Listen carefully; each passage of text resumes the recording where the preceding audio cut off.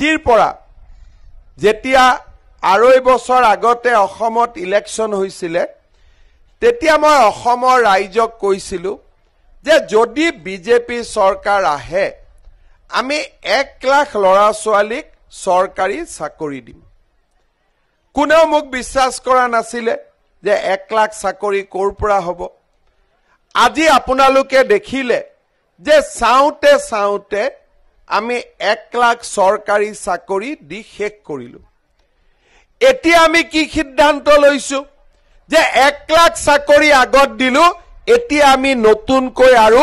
50,000 চৰকাৰী চাকৰি দিম আজিকালি চাকৰি বুলি কলে দালালু নাথাকে পুলিচৰ ইন্টাৰভিউ হ'ব জুলাইত শিক্ষকৰ ইন্টাৰভিউ হ'ব জুলাইত চতুৰ্থ তৃতীয় বৰ্গৰ চাকৰি ইন্টাৰভিউ হ'ব আগষ্ট ছেপ্টেম্বৰত অৰ্থাৎ 1 লাখ চাকৰি শেষ কৰি এতিয়া আমি 1.5 লাখ চাকৰি দিবৰ কাৰণে গৈ আছো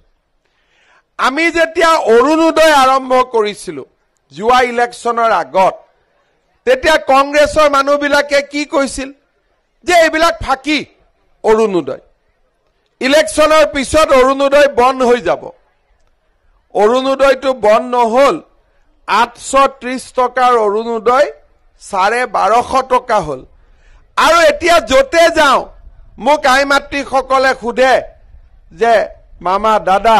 আমাকো অৰুণোদয় দিয়ক লাগে নে নাই অৰুণোদয় কাক কাক লাগে হাত ডাঙকচোন হে প্ৰভু সবকে লাগে এতিয়া আপোনালোকে চাওক কংগ্ৰেছে কৈছিল অৰুণোদয় ফাঁকি ফাঁকি নেকি অৰুণোদয় যেতিয়া 10 তাৰিখে বেলেগৰ একাউণ্টত টকাটো আহি যায় আমাৰ অলপ মনটো বেয়া লাগে না নাই নোপোৱা বিলাকৰ কাৰ কাৰ বেয়া লাগে হে ভগৱান ইমানৰ বেয়া লাগে এতিয়া ভাল লগা কৰি দিব লাগে নে নাই ইমান লাহেকৈ কৈছে লাগে আচ্ছা এটা মোক কথা কওক আপোনালোকৰ কাৰ কাৰ ঘৰত ৰেচন কাৰ্ড আছে নোহোৱাখিনিকো হাত উঠাম কাৰ কাৰ ঘৰত আছে উঠাওক প্ৰথম ঠিক আছে সবৰে ঘৰত ৰেচন কাৰ্ড আছে কাৰ কাৰ ৰেচন কাৰ্ড নাই এইটো আধাৰৰ কাৰণে আপোনালোকৰ বাইদেউটো ৰেচন কাৰ্ড এপ্লাই কৰিলেই পাব খালি কাবাৰ যি আধাৰৰ কাৰণে পোৱা নাই সেইখিনি মই ইলেকশ্যনৰ পিছত ঠিক কৰি দিম ঠিক আছে এতিয়া ৰেচন কাৰ্ড আছে কিন্তু অৰুণোদয় নাই কিমান মানুহ আছে ঘৰত ৰেচন কাৰ্ড আছে কিন্তু অৰুণোদয় নাই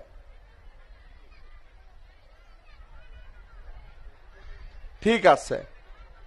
ৰেচন কাৰ্ড আছে কিন্তু অৰুণোদয় নাই হয় না নহয় এতিয়া যদি ৰেচন কাৰ্ড থকা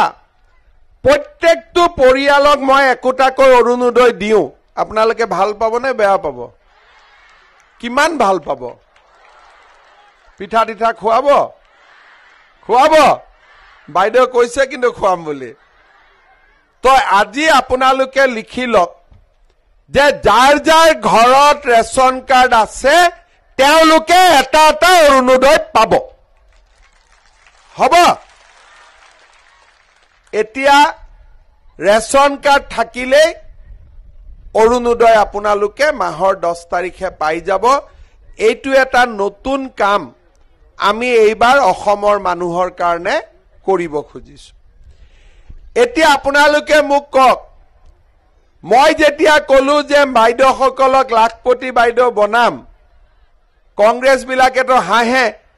কিন্তু আপোনালোকৰ লাখপতি বাইদেউ হ'ব ইচ্ছা আছে নে নাই হসাই আছে নে হসাই আছে ফৰ্ম ফিলআপ কৰিলে এতিয়া যিবিলাকে ফৰ্ম ফিলআপ কৰিলে তেওঁলোকে অহা 15 আগষ্টৰ আগতে আপোনালোকৰ বেংক একাউণ্টত পুটুং কৰি 10,000 টকা সোমাই যাব হবনে আচ্ছা এতিয়া 10,000 তো পালো এতিয়া 10,000 তো গিৰিয়েকক কোনে কোনে দি দিম হাত ডাঙকচোন কোনে কোনে গিৰিয়েকক দিব আপোনালোকে নিদিও বুলি কৈছে আকৌ গিৰিয়েক বিলাকে মোক বেয়া পালে ঘৰত জয়মতী চলে নে লাচিত বৰফুকন চলে হা আপোনালোকে কোনবা হাজবেণ্ডে কলেও কব যে ভোট কিন্তু বিজেপিতে দিব লাগিব, হয়নে নহয়? দিবতো বাইদেউ? পুৰা ঘৰত সবকে কব যে মোদী আৰু হিমন্তই আমাক লাখপতি বনাই আছে, গতিকে ভোট বিজেপিতে দিব লাগিব, হয়নে নহয়? আৰু গিৰিয়েকসকলৰ দায়িত্বটো অলপ ঘৰত কমি যাব। আপোনালোকে বিজনেছ পাতি কৰিলে ঘৰত পইচা, ল'ৰা ছোৱালী টিউচন আপোনালোকেও চাব পাৰিব। এতিয়া যিসকলে 10,000 টকাটো ভাল কৰি ব্যৱহাৰ কৰিব, ভাল কৰি ব্যৱহাৰ কৰিব মানে কি? অলপমান যোনে কাম কাজ কৰিব, বোলে শালত লগালো, কোনোবাই আচাৰ বনালো, কোনোবাই আমি পিঠা পনা বনালো, কোনোবাই গ্ৰুপত একেলগে লগ লাগি ব্যৱসায় কৰিলো। যিসকলে 10,000 টকাটো ভাল কৰি ব্যৱহাৰ কৰিব, তেওঁলোকক আমি আকৌ 25,000 টকা তেওঁলোকৰ বেংকত আমি সোমাই দিম। 10 আৰু 25 35 হ'ব। আৰু 35 হোৱাৰ পিছত আপোনালোকে ভাল কৰি ব্যৱসায় কৰক, আৰু আমি আপোনালোকক লাখপতি হোৱাৰ ক্ষেত্ৰত পুৰা সহায় কৰিম। যদি তাৰ পিছতো কোনোবা লাখপতি নহয়, 10-20 হাজাৰ টকা আৰু ভৰাই দিম একাউণ্টত, একাউণ্টটো আছেই, হয়নে নহয়? মুঠতে লাখপতি বনাইহে এৰিম, হ'ব? এতিয়া আপোনালোকক মই 3 নম্বৰ কথা এটা কম। 3 নম্বৰ কথাটো আপোনালোকে অলপ ভাবিব, ৰাতি ঘৰত গৈ অলপ চিন্তা কৰিব। এইটো এটা আপোনালোকে আৰু লগৰ 10 গৰাকীক ক'ব।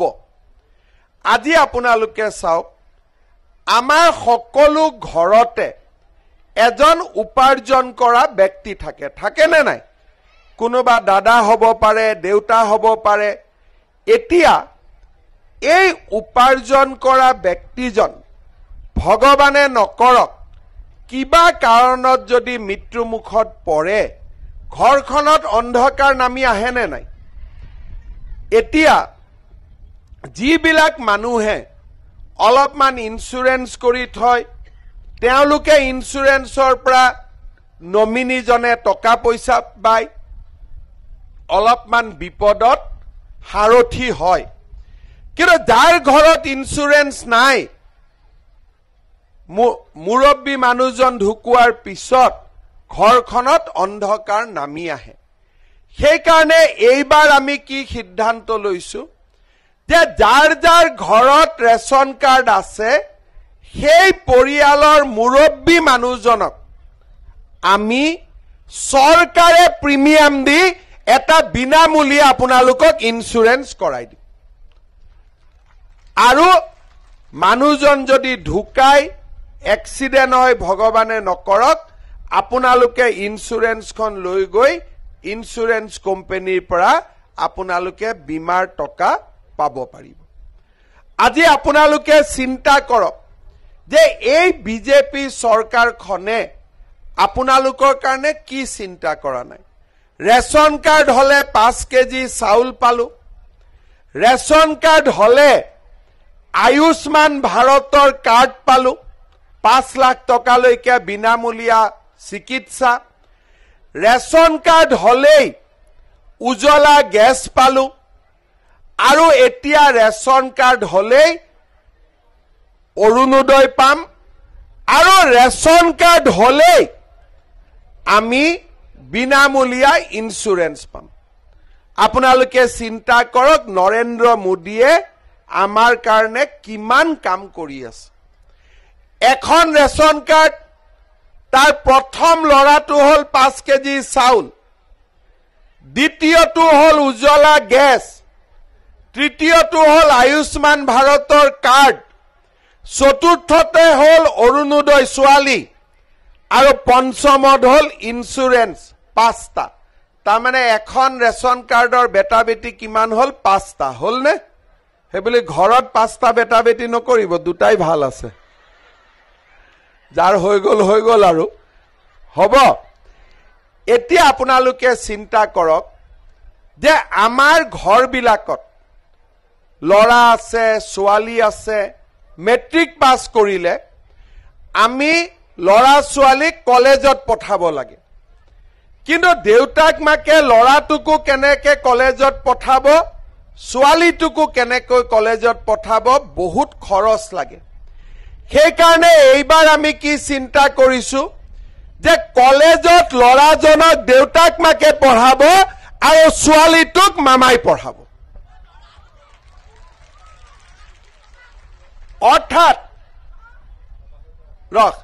অৰ্থাৎ ছোৱালী যি মেট্ৰিক পাছ কৰিব তাইৰ এডমিশন বিনামূলীয়া হ'ব স্কুটি চাইকেল আছে আৰু কলেজত নাম লগোৱাৰ লগে লগে তাইৰ বেংক একাউণ্টত আমি 10,000 টকা সোমাই দিম 10,000 টকা সোমাই দিলো আৰু যোনে ডিগ্ৰীত পঢ়িব তাক 12,500 টকা আমি সোমাই দিম তাইক আৰু ইউনিভাৰ্চিটিত যোনে পঢ়িব তাইক আমি 25,000 টকা সোমাই দিম বেংক একাউণ্টত অৰ্থাৎ ছোৱালীক পঢ়াৰ দায়িত্বও কোনে ল'ব চৰকাৰে ল'ব কোনে ল'ব মামাই ল'ব আৰু সেই কাৰণে আজি আমি সকলোৱে বিজেপি দলক ভোট দিব লাগিব আমি সকলো ৰেডি আছো নে নাই বিজেপিক ভোট দিবৰ বাবে